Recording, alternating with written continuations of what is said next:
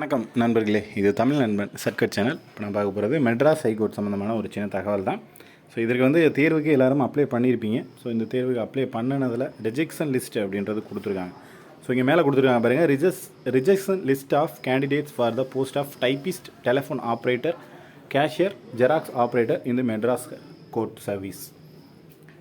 Notification number கொடுத்துருக்காங்க, டேட்டும் கொடுத்துருக்காங்க. அடுத்து rejection list of candidates of the post of driver போஸ்டிங்கான ரிஜெக்ஷன் லிஸ்ட்டு, மற்ற போஸ்டிங்கான ரிஜெக்ஷன் லிஸ்ட்டு, இது ரெண்டையுமே அவங்க மென்ஷன் பண்ணி கொடுத்துருக்காங்க. ஸோ நீங்கள் எந்த போஸ்டிங்க்கு அப்ளை பண்ணியிருக்கீங்க அப்படின்றத பார்த்துட்டு ஜஸ்ட்டு ஒரு கிளிக் பண்ணிங்க அப்படின்னா அது பிடிஎஃபாக டவுன்லோட் ஆகும். ஸோ பிடிஎஃபை ஓப்பன் பண்ணினீங்க அப்படின்னா இது டிரைவருக்கான ரிஜெக்ஷன் லிஸ்ட்டு. ஸோ இந்த இதில் என்ன காரணத்துக்குனால ரிஜெக்ஷன் பண்ணியிருக்கோம் அப்படின்றதையும் கொடுத்துருக்காங்க. So rejection fees not paid, fees நீங்கள் பே பண்ணாமல் இருக்கீங்க அப்படின்னு சொல்லிட்டு நேம் ஆஃப் த கேண்டிடேட்ஸோட லிஸ்ட்டும் என்ன காரணம் அப்படின்றதையும் அவங்க மென்ஷன் பண்ணியிருக்காங்க.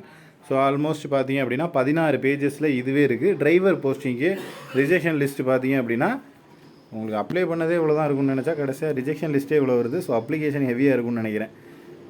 600 சம்திங் அப்ளிகேஷன் ஃபீஸ் கட்டலை அப்படின்னு சொல்லிட்டு வந்திருக்கு. அடுத்து டூப்ளிகேட் அப்ளிகேஷனாக ஒரு 27 வரையும் கொடுத்துருக்காங்க.